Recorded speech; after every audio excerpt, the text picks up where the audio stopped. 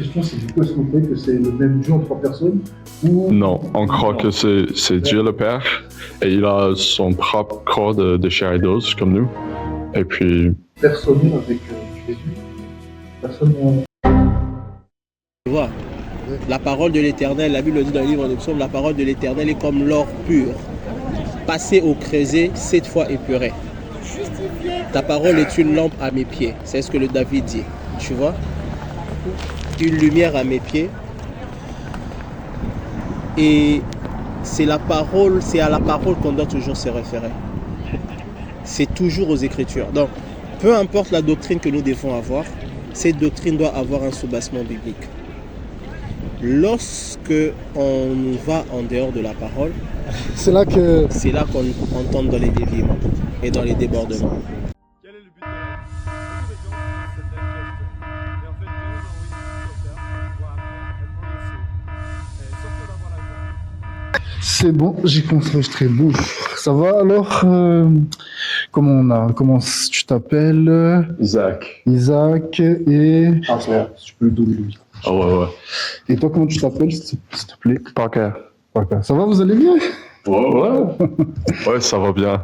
Ah, je vous dis franchement, les abonnés en off, j'ai réussi à avoir une interview avec ces deux frères. Ils ont été bienveillants, franchement, ils m'ont bien accueilli, ça s'est bien passé. Donc c'est pour ça qu'on prend le temps de parler de Jésus, parce que moi je trouve que c'est important de voir les différences entre les autres églises, parce que je sais qu'il y a, par exemple, les témoins de Jéhovah, ils sont pas très ouverts à ce genre de choses, pour dire la vérité. Ils vont tenter d'argumenter, mais si tu leur dis de vraiment mettre en papier ou ce genre de choses, ils vont être plus braqués. Donc, en tout cas, merci d'accepter, ça me fait plaisir. En tout cas. Alors, bon, moi, en vrai, quand j'évangélise, je commence par une question simple que je pose à tout le monde. C'est quel est le but de la vie? Comme ça, au moins, c'est global, c'est simple, on entre tout doucement dans le sujet. Quel serait le but de la vie, selon vous? Le but de la vie, c'est une grande question, mais je pense que pour nous, c'est de retourner auprès de Dieu, de notre Père Céleste, de vivre ici-bas sur Terre, de traverser les épreuves et de devenir plus comme lui, de prouver notre foi. Ouais, c'est ça. Simplement. Ok. Et bon, vu que là, on a déjà des chrétiens, de base, comment on fait pour alors pour connaître Dieu, pour retourner à lui? Quelle serait la démarche à faire? Oui, tout à fait. La démarche pour, je demande la démarche pour revenir à Dieu ou voilà, parce que c'était ça la réponse. Ouais. Comment on fait pour obtenir sa grâce? Ok. Désolé, on n'est pas francophone là. Ouais. Mais non, j'ai compris, c'est pas grave. Mais ouais, tout à fait. Alors, on croit que quand Jésus est venu sur Terre, il y avait des choses qu'il a fait. Et évidemment, comme le baptême, il a reçu le Saint-Esprit dans la forme d'une colombe. Et alors, il y a des choses on croit qu'il faut tout d'abord avoir la foi en Christ, okay. Et de croire en Christ, de le suivre, d'essayer de repentir, de changer et d'améliorer notre vie pour que nous puissions être plus comme lui, parce qu'il est notre exemple parfait. Et puis après, les premières étapes du repentir un peu, c'est le baptême et la confirmation. Alors pour nous, ce sont vraiment des étapes très importantes de se faire baptiser, de suivre cet exemple de Jésus-Christ et de faire ces choses avec l'autorité de Dieu et puis de persévérer jusqu'à la fin, jusqu'à ce qu'on rencontre Dieu. Amen. Et tu peux parler du baptême. Est-ce qu'une confession de foi, moi, parce que par exemple, nous qui faisons de l'évangélisation, on arrive à faire en sorte, quand on évangélise, quand on leur parle de Jésus, à ce que les gens, ils confessent le Christ, c'est-à-dire qu'ils récitent la prière du pécheur, par exemple. C'est-à-dire, Seigneur Jésus, je sais que je suis pécheur, je te demande pardon pour mes péchés, je sais que tu es mort et ressuscité le 3e jour, entre dans ma vie, et voilà, amen, ce genre de choses. Est-ce que toi, justement, C'est une question pour moi et tout ça. Est-ce que tu penses que juste la confession de foi, ça suffit? Ou est-ce il faudrait aussi des actes aussi derrière? C'est une très bonne question. On croit qu'on doit préparer avant notre baptême, mais il y a des choses qu'on peut faire comme repentir et parler avec notre évêque pour préparer pour notre baptême et aussi parler avec les missionnaires pour comprendre les choses qu'on peut faire. Et aussi, on lit dans la Bible, c'est Jacques, que la foi sans les œuvres, c'est morte. Alors, je crois que c'est ce concept qu'il faut faire des actions de montrer notre foi. Évidemment, on peut avoir la foi dedans, mais il faut aussi agir comme étant les disciples du Christ. Amen. Tu connais le verset exact en plus? Je pense que c'est Jacques 2, 17. Oui, tu as raison. Parce qu'il y a beaucoup de... Ça, c'est pour les chrétiens tiers de foi. Il y en a beaucoup qui croient que juste une confession de foi, ça suffit et qu'on est sauvé. Comment tu peux dire que vous êtes juste Bon.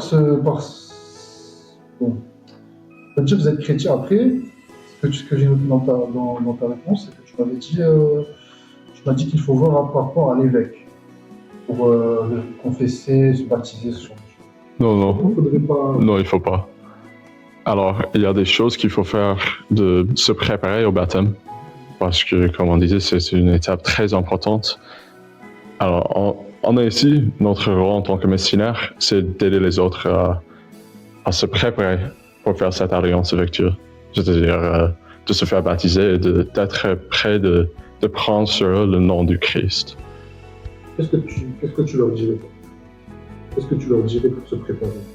Pour se préparer, alors il y a des choses d'apprendre, comme la vie de Jésus, comme nous pouvons persévérer jusqu'à la fin. Comme je disais tout à l'heure, comment on peut continuer à suivre Jésus-Christ, à suivre les commandements de Dieu aussi. Alors, c'est ça de connaître ces choses et de commencer à changer, d'avoir le cœur brisé et l'esprit contrit. Ok. Là, ça va m'amener un peu à vous, mes frères, mes chers frères et sœurs, mes chers frères et sœurs, normalement, ça va m'amener à vous parce que votre but, c'est d'amener les gens au Christ. Après, moi, je ne vais pas vous mentir, j'ai déjà un petit peu discuté avec d'autres mouvements. Et voilà, là, on va entrer dans votre doctrine, vous, personnellement. C'est que le baptême, tout ça, mais vous ne m'avez pas parlé du baptême du Saint-Esprit, pas juste du baptême d'eau. Oui, alors, quand je dis baptême, je veux dire les deux ensemble. Parce que pour nous, c'est pas complet, sans l'un, sans l'autre. Alors évidemment, oui, le baptême d'eau, et puis après, la confirmation, le don du Saint-Esprit, le baptême de feu, par l'imposition des mains, comme on peut lire je pense que c'est les Actes, quand Paul, il impose les mains, il donne aux chrétiens qui étaient baptisés, mais il n'y avait pas quelqu'un de les donner le Saint-Esprit. Pendant qu'Apollos était à Corinthe, Paul, après avoir parcouru les hautes provinces de l'Asie, arriva à Éphèse. Ayant rencontré quelques disciples, il leur dit : « Avez-vous reçu le Saint-Esprit quand vous avez cru ?» Ils lui répondirent : « Nous n'avons pas même entendu dire qu'il y ait un Saint-Esprit. » Il dit : « De quel baptême avez-vous donc été baptisés ?» Et ils répondirent : « Du baptême de Jean. » Alors Paul dit : « Jean a baptisé du baptême de repentance, disant au peuple de croire en celui qui venait après lui, c'est-à-dire en Jésus. » Sur ces paroles, ils furent baptisés au nom du Seigneur Jésus. Lorsque Paul leur eut imposé les mains, le Saint-Esprit vint sur eux, et ils parlaient en langue et prophétisaient. Le Saint-Esprit, c'est... j'allais vous demander est-ce que quelqu'un a pu être baptisé du Saint-Esprit, qui a reçu une expérience personnelle avec Jésus. Personne n'a reçu une expérience personnelle avec lui. Parce que dans Acte 2, quand Jésus justement il est monté au ciel, il fait la promesse qu'il enverra un consolateur. Voilà, merci. Mhm. Et justement, dans le acte 2, le consolateur, il descend. Les gens se mettent à parler en langue. Mhm. Bon, je ne vais pas faire les églises pentecôtistes, mais pentecôtistes, les mouvements évangéliques, tout ça, nous, c'est ce qu'on pense. On doit être né à nouveau, un vrai chrétien doit être né à nouveau. Et pour parler en langue, ça, je ne suis pas d'accord, mais au moins avoir le baptême du Saint-Esprit. Mhm. C'est pour ça que voilà, la question, c'est est-ce que vous avez été baptisé de l'Esprit aussi, ou juste... Oui. Ok, vous avez eu l'appel de Dieu, lui. Mhm. Parce que le Mormon avait dit que c'est un prophète, un évêque ou un prophète qui donne le Mm. c'est pas le- Ouais, vas-y. Non, c'est Non, juste bah- pas le prophète qui donne le Saint-Esprit, c'est l'autorité de Jésus. Et après, c'est la personne a reçu avant la personne qui baptisait, qui fait le baptisé. C'est Christ. Et après, tu as Joseph Smith qui a reçu. Et c'est juste comme ça. C'est pas forcément le prophète qui donne le Saint-Esprit. C'est ça fait peu de sens. Ouais, ça c'est, il faut aller. Oui, c'est je pas de Il faut aller en arrière un petit peu. Parce qu'en fait, quand Christ est venu sur terre, il avait l'autorité d'agir, évidemment. Il est le Fils de Dieu. Mais il y avait aussi les prophètes qui étaient appelés dans l'Ancien Testament et des choses comme ça, de diriger l'Église de Dieu. Et il a été donné l'autorité d'agir en son nom.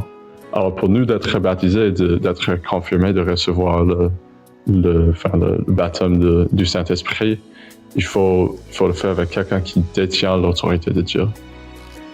Ah, d'accord. Je vois la comparaison. Mais tu ne penses pas que... Enfin, bien sûr, tu penses pas que ça vient que de Dieu, par exemple, un appel. Il n'y a que Dieu qui peut donner, mais pas un autre. Maintenant, pas donner un appel. Par l'intermédiaire. Ah, Dieu, alors. Ah, l'intermédiaire. Ouais, c'est pour ça où nous ne trouvons qu'on ne va pas être d'accord. Ça, c'est un point où on ne sera pas d'accord. Parce que nous, on croit que c'est un appel de Dieu. Quand on a des appels pour, par exemple, évangéliser ou ce genre de choses, même musicalement, peu importe, il y a plusieurs dons, enseigner, utiliser, parler en langue, interpréter des rêves, interpréter des langues, il y a plein d'incidents. Mais nous, voilà, on croit que ça vient que de Dieu, exclusivement de Dieu. Pas, par exemple, mon pasteur, voilà, je ne vais pas demander à mon pasteur qu'il me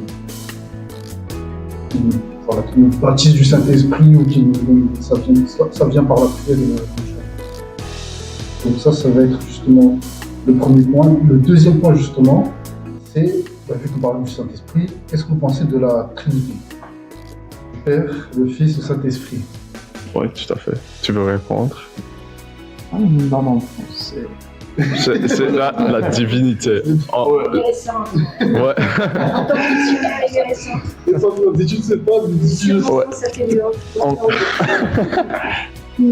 On croit en la divinité, on croit qu'il y a Dieu, le Père, et Dieu, le Jésus-Christ, qui est le Fils, et on croit qu'il y a aussi le Saint-Esprit. Il y a les trois personnes, le Saint-Esprit n'a pas un corps, mais on croit qu'il y a trois personnes séparées. La question, c'est du coup, est-ce que vous croyez que c'est le même Dieu en trois personnes ou... Non, on croit que c'est Dieu le Père et il a son propre corps de chair et d'os comme nous. Et puis le Fils de Dieu, Jésus-Christ, et qu'il est un être différent que Dieu. Et que le Fils de Dieu il est toujours uni.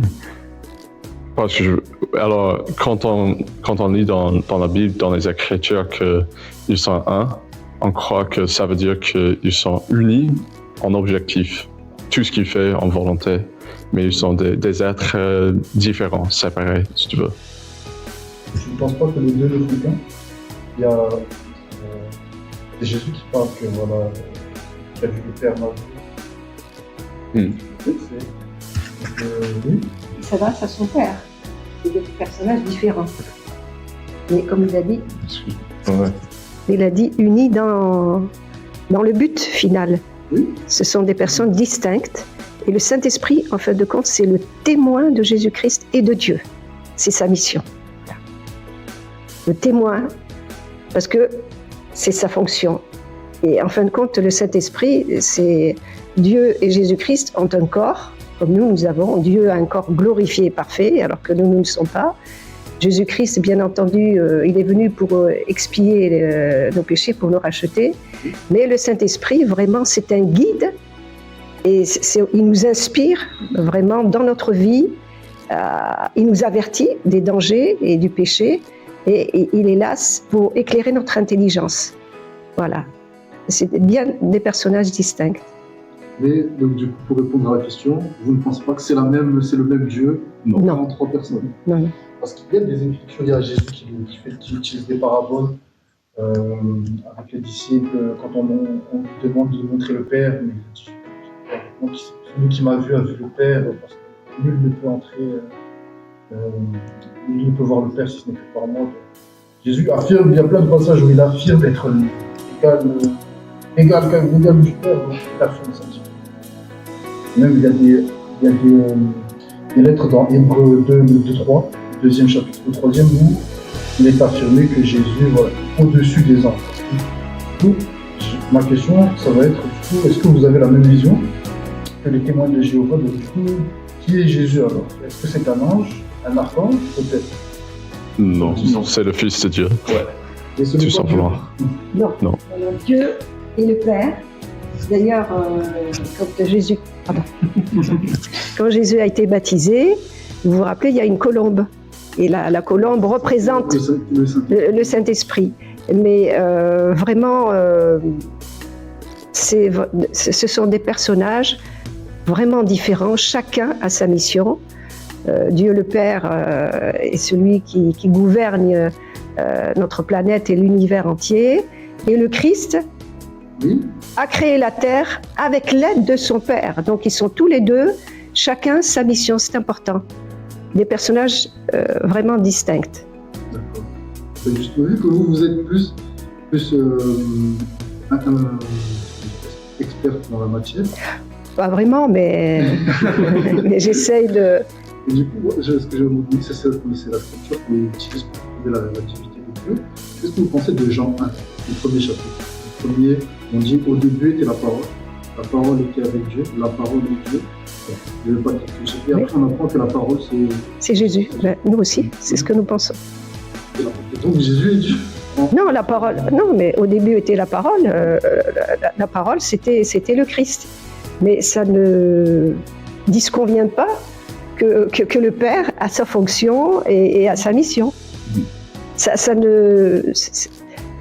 Disons, ce sont peut-être des points de doctrine, en quelque sorte, dans chaque église. Et ça reste quand même la base du christianisme en général, parce que si Jésus n'est pas Dieu, si c'est pas notre Seigneur Sauveur... Mais je peux aller dans votre sens, dans la mesure où, d'ailleurs, Jésus est considéré comme Dieu, en quelque sorte, bien entendu. Bien sûr, c'est le Dieu de la terre, bien sûr. Bien sûr. Seigneur, c'est sûrement Seigneur des Seigneurs. Oui, bien sûr. Mais ça ne gêne pas, absolument pas, de savoir qu'il a un père. D'ailleurs, sa naissance, il est né d'une mère mortelle, Marie, et il est né d'un père. Il a été engendré par le Saint-Esprit à travers Dieu. Mais pour nous, le Christ aussi, c'est un Dieu, bien entendu. Un Dieu, pas Dieu. Non, mais Dieu, bien entendu, Dieu. C'est blasphématoire. Non, ne jouons pas sur les mots.